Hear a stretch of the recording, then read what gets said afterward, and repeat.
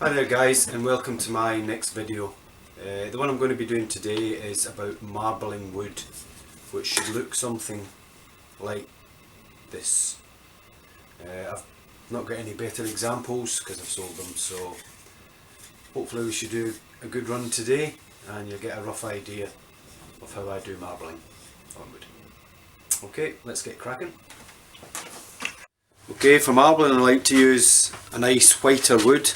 This particular piece is a piece of sycamore, roughly 10.5 inches by just under 3 inches. So we'll start off just by truing it up. I'll do the underside first and I'll sand and 3/4 finish it, and then I'll flip it over and prepare the front side for the marbling, leaving the underside natural wood. Okay, so we'll just start up.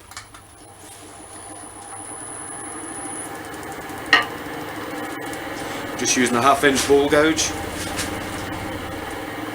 Okay, and I'll just true it up first.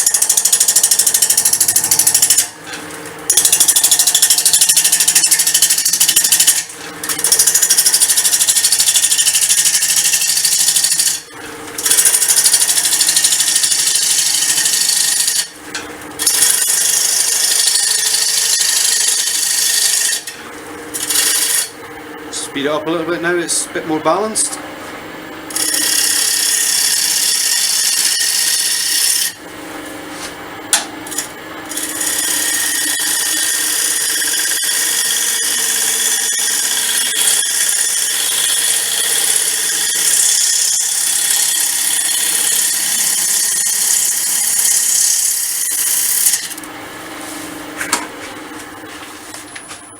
Okay, so that's the outside, fairly smooth. Not worrying if it's perfect at the moment because I'll true it up once I've got the initial shape done. So I'll now just true off the bottom. And again, long grind 1/2 inch bowl gouge. Just doing a fairly aggressive cut to start with.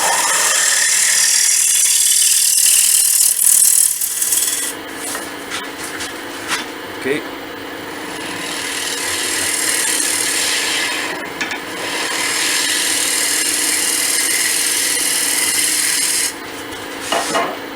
Bit of a shear scrape there just to level off, to get my chucking point on. I'm using a set of 75mm step jaws at the moment, so roughly about 34mm. The parting gouge, and we'll just go in, not too far, about 3 or 4mm, and I'll put a slight decoration on that towards the end. So just again, I'll just fairly aggressive cut.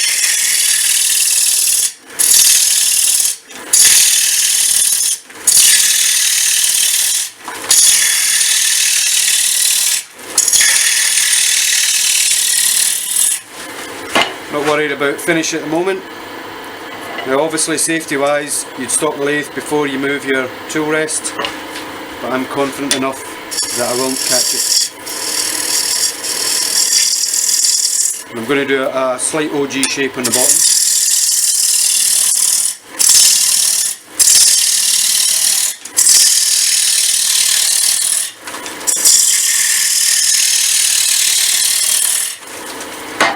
Again, just move the tool rest slightly.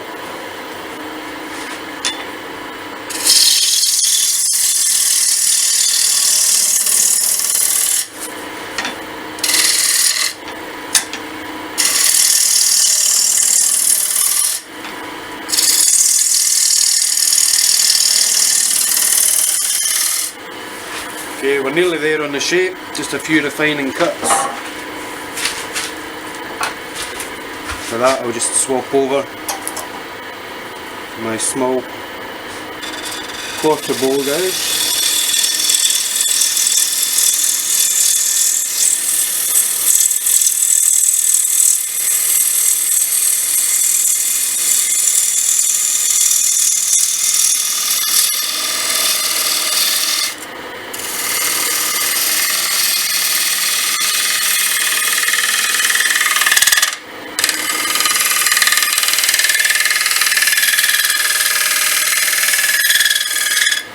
slight slapping noise as we're getting quite far off the edge of the tool rest there with this small gauge tool. So I'll just stop and have a look, because there was a bit of a knot there as well.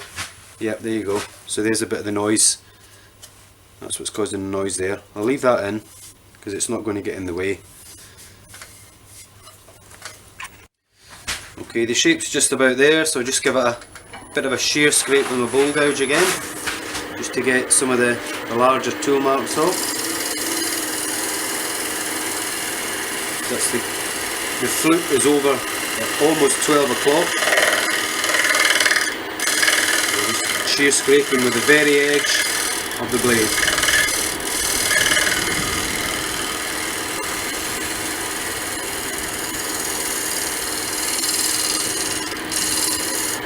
As you can see, it's just almost dust coming off.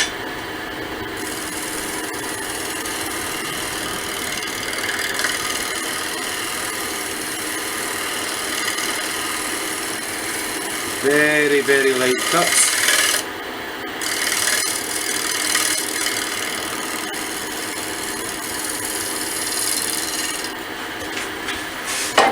Okay, now I'll just prepare the foot now.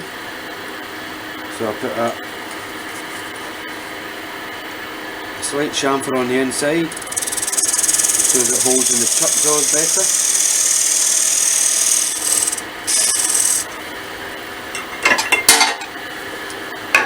Okay, and then just tidy the foot up a little bit. I don't like a nice flat foot, I like a small indentation, and I'll probably put a small bit of decoration on the inside as well.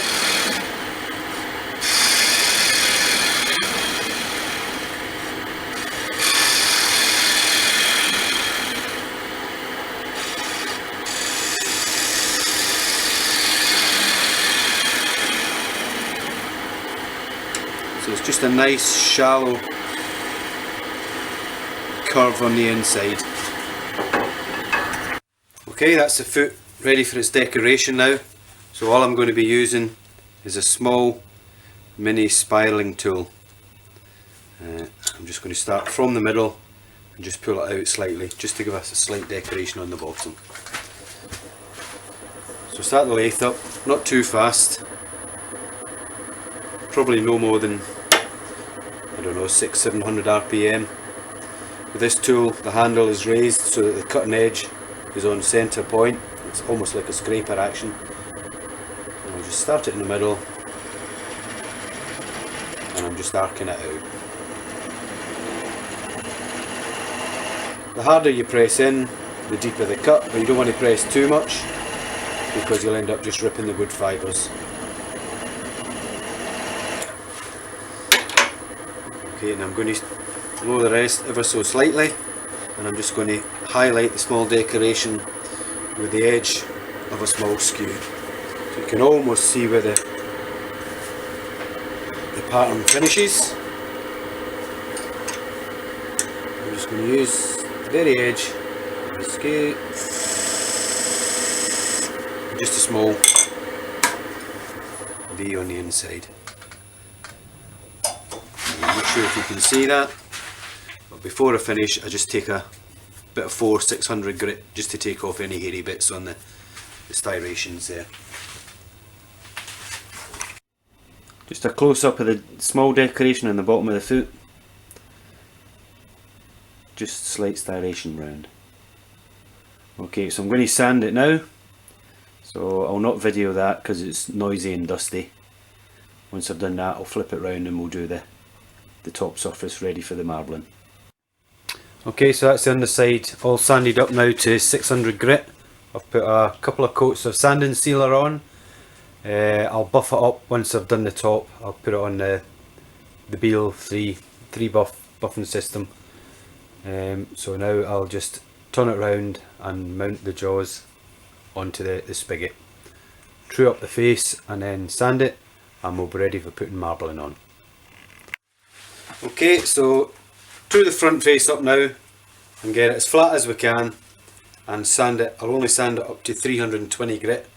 I won't sand it any smoother because the dye or the ink doesn't tend to take to the wood as well if it's very smooth. The actual rim is going to be marbled to about there, so theoretically I'm not too worried about the centre to here to be as smooth and flat as the outside, but if you can, do the whole thing as smooth as possible, because when you dip it you don't want any undulations. Okay, so we'll just start her up. Just do a quick draw cut to level it up ever so slightly.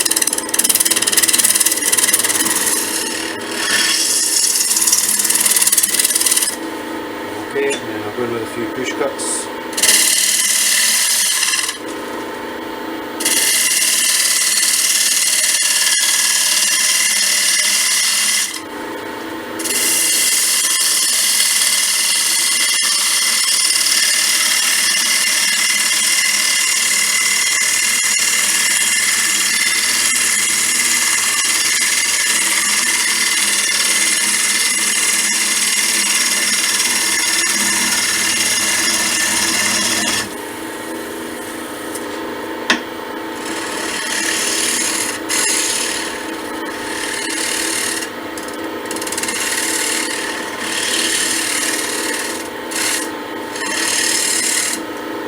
Stop that there quickly. I'll just put a roller across the face just to see how straight I am at the moment.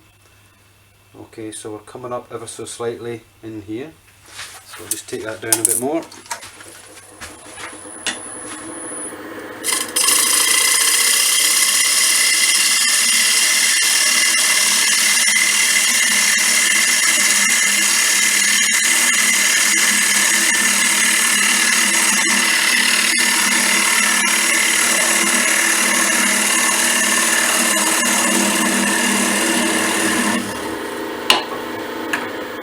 Again, just stop it, just put a roller against the edge. Okay, that's much better.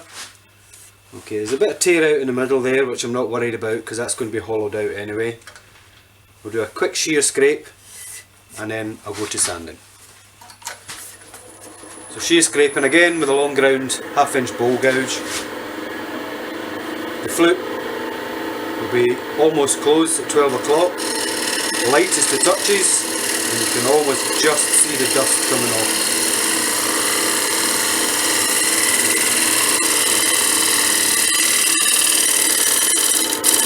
And go back away.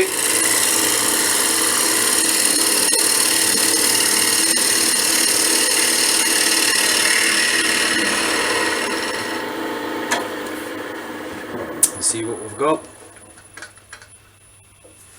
Okay, that's fairly smooth there.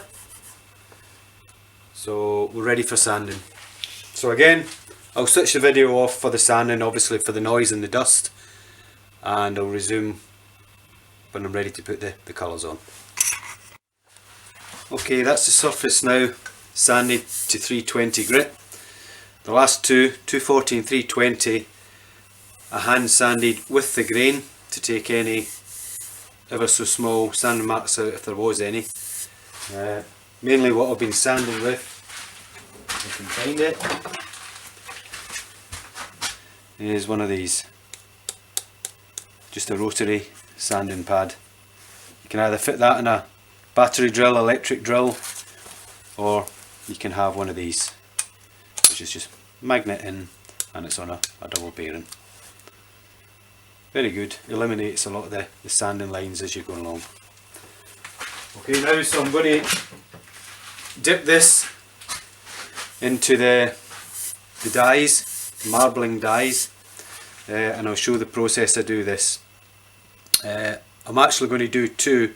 I've prepared another blank as well, and I'm going to do it two slightly different ways to see which way actually works the best, because so far I've only done it one way, but it tends to take quite a bit longer than I'd like to dry before I can seal it and return the rest. So as I'll explain it as I go along, just reposition the camera and get my colouring stuff ready. Okay, to colouring now. I'm using what's called marbling inks, sorry. They come in a range of colours, originally designed for I think paper and fabrics. I saw these demonstrated at the Harrogate show in England by my namesake David Lowe, who's a professional turner. I'll do the first one the way he did it, and then I'll do one slightly different. The way he did it, he actually used a water thickener, which basically turns the water to like a sloppy consistency of wallpaper paste. So in this tray here, it's just a roasting tray, turkey roasting tray, you can use anything. I've got about 2 to 3 centimetre deep of water, wider than what I'm going to be marbling, and you can't quite see one, but I've got another one here which I'm just going to use water and not the thickener and see what the difference is, because using the thickener I found it was drying quite a bit longer than I would have hoped. So it could have been me, it might not have been, so I'll try one without the thickener as well. So the thickener, if you're using the water thickener, you put about a teaspoon into your tray and give it a good whisk up, let it sit for a bit and it'll go thick just like wallpaper paste, and then that's when you start adding your colours. So I'll put that in now and I'll put the colours in a minute. Okay, so that's my thickener, thickened the water up now. All I'm going to do is start adding a few drops of ink, not too much. I'm going to use quite a few colours here, so just, for some reason, I don't know why, some colours tend to sit on top of the water more than others. I'm sure there's a good explanation for it, but I don't know why. Okay, so I'll have a bit of orange now.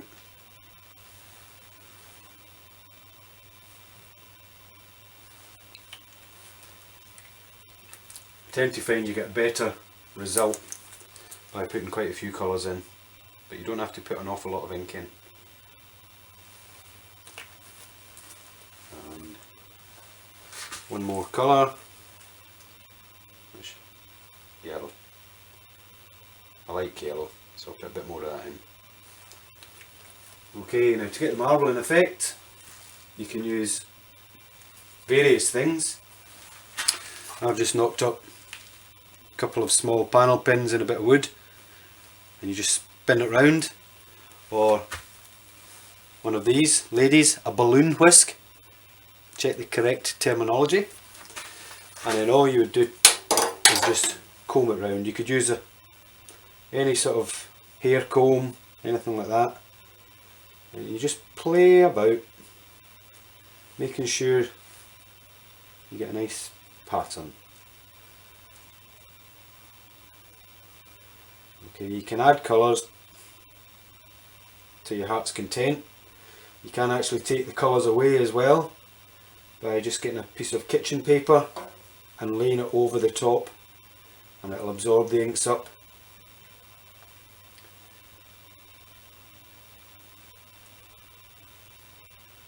Okay, so this container, as I said, is just slightly bigger than the item that I'm going to dip.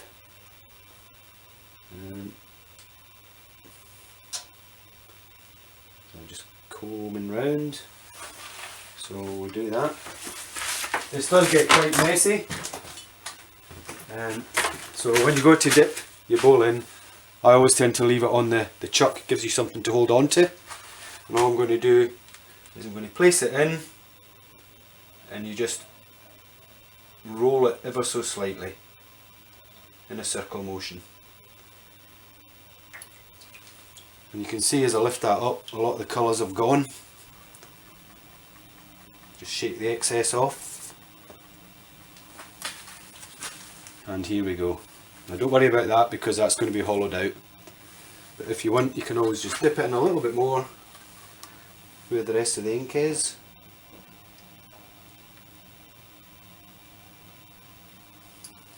Okay, now as I said, this one with the thickener tends to take a bit longer to dry. Whether I'm putting too much thickener in or not, I don't know. but give it a good shake to get rid of the excess. Before I do the next one, you can see the residue left on there. Just to get rid of it, bit of kitchen roll, just let it soak down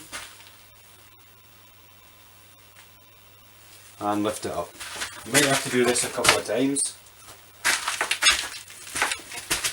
because you can reuse this liquid again. The last one I did sat in my workshop for over 3 weeks, and then it just started to go slightly mouldy, so it does last a while but not indefinitely. Okay, so there's you've got a clean solution again to go for the next time. Okay, so here we go again. I've got just the plain water now, no thickening solution in it. So we'll just see how this goes, and with any luck it might dry quicker, because I know there's a lot of people like myself who are quite impatient.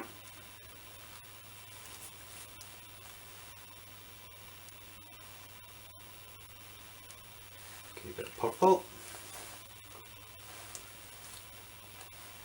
some orange. Oh, and I think I've spotted a stray cat hair in there.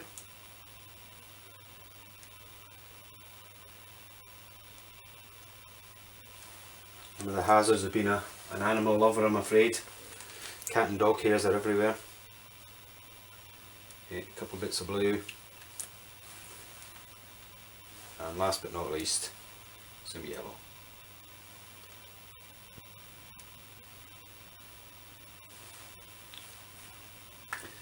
Okay, now that actually looks quite good there. Okay, so ladies, balloon whisk.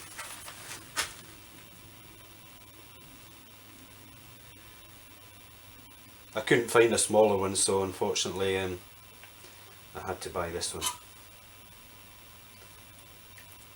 Now this roasting tray cost a whole 99 pence from the local supermarket, so it's quite an inexpensive way.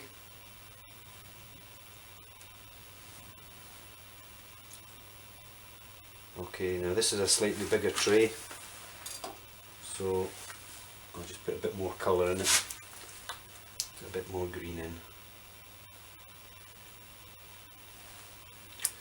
It's not quite the effect I'm after. Okay, we'll give this one a go now. Doesn't look as good on the water itself, but we'll give it a quick dip and see how it looks. Shake off the excess. Okay, it's different.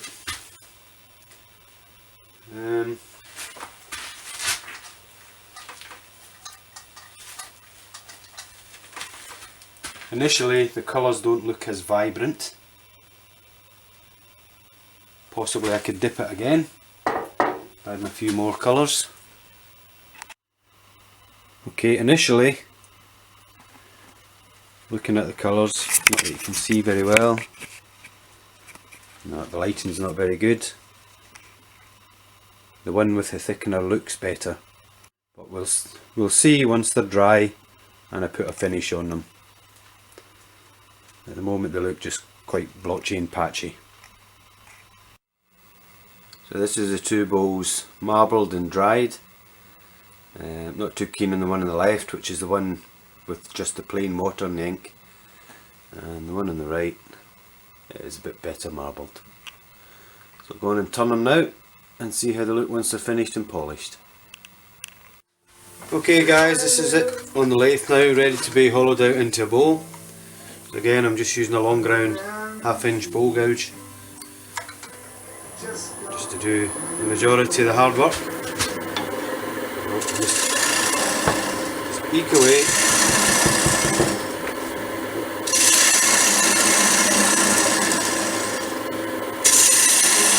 And you can make your rim as wide or as narrow as you want. So when you're getting close to the edge,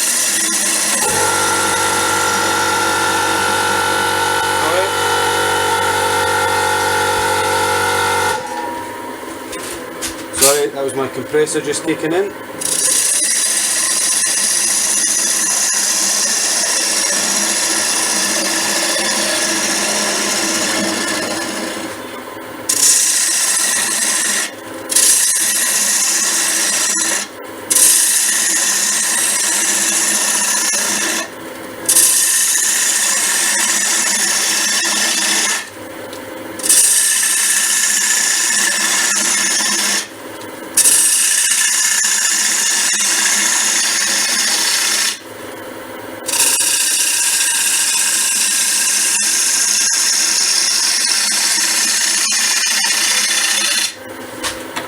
I'm getting close to the thickness of the rim that I'm wanting, so I just stop and have a look. Still could do with a little bit narrower. I'm just swapping over to a standard grind bowl gouge with the heel just taking a little bit. I'll just go in with the flute almost closed so I get a nice clean crisp cut. And then rotate the spool as I go down.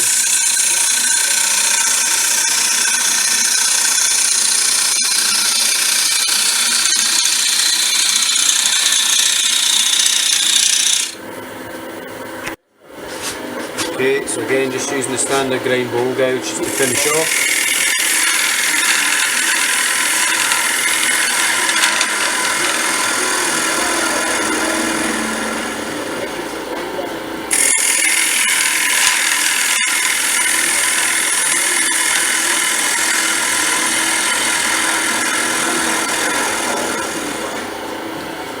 One last pass I think.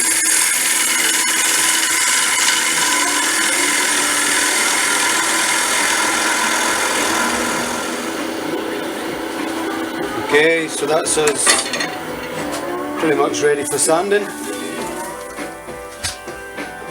Yeah, fairly good finish off the tool there. Nice sharp tools. So always before your final pass, just give your tool a quick tickle up to give it a nice sharp edge to get you a nice clean cut. Okay, so it's up to sanding now, so I'll just switch off the video again, save the noise and the dust, and then we'll get back to putting the finish on. Okay, so that's the sanding done now. Down to 600 grit I've just done it. So I'm going to give the whole thing a coat of sanding sealer. Just spray it on before I put some melamine lacquer I'm going to put on. And then I'm going to burnish it with burnishing cream. And then eventually buff it up on the 3-buff buffing system. Whether it be a chestnut one, a Beal one, I use a chestnut one myself. Okay, so a nice even coat all round. And again, because I'm impatient, I use my little hair dryer just to flash that off very quickly. Doesn't take long.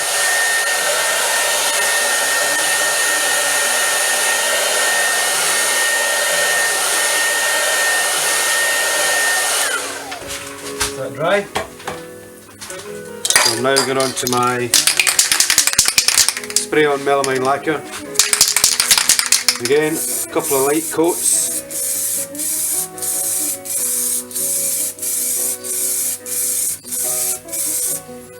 Just rotate it 90 degrees.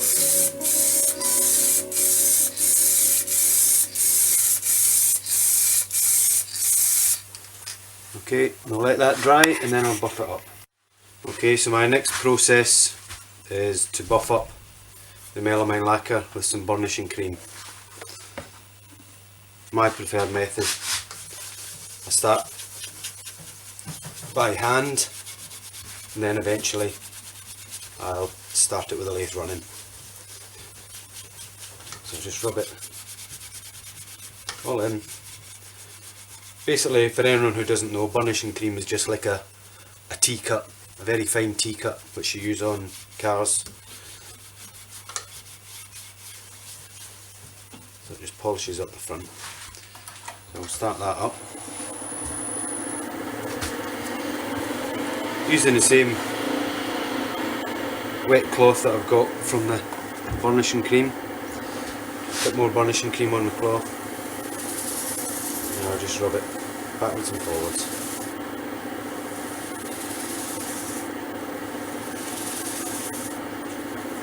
If you're using burnishing cream or tea-cut, it normally goes dull to start with, don't worry about that. It will soon pick up a shine.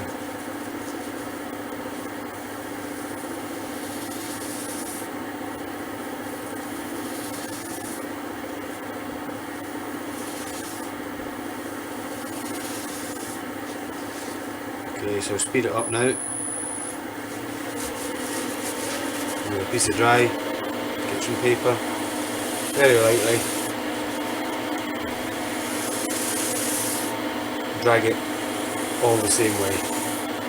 Tend to find if you go backwards and forwards, you get a build up and you end up having lines in it. If you drag it all the one way, the excess all gets dragged to the same point. I don't know if you can see on there already, this is starting to shine in the middle. You can apply burnish and cream as much as you want, so you can have a shine, you can apply more and then re-shine it until you get the desired effect. As I said earlier, I am going to buff this up after. You don't have to, because as you can see it's getting quite shiny now. Got quite a reflection of my hand in there. So I'll just stop and have a look, and then I'll go on to do the rim.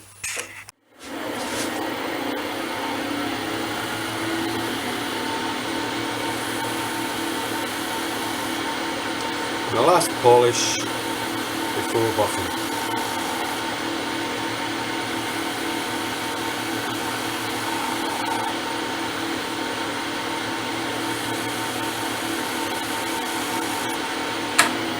There we go.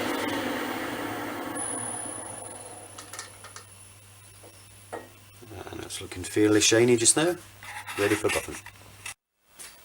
So there we go guys, there's the two bowls, marbled sort of. The one on the left didn't turn out too bad, not as nice as I would have liked, but the one on the right's better. Okay, so thank you very much for watching, and look out for my next video. Thanks a lot, and a happy new year when it comes.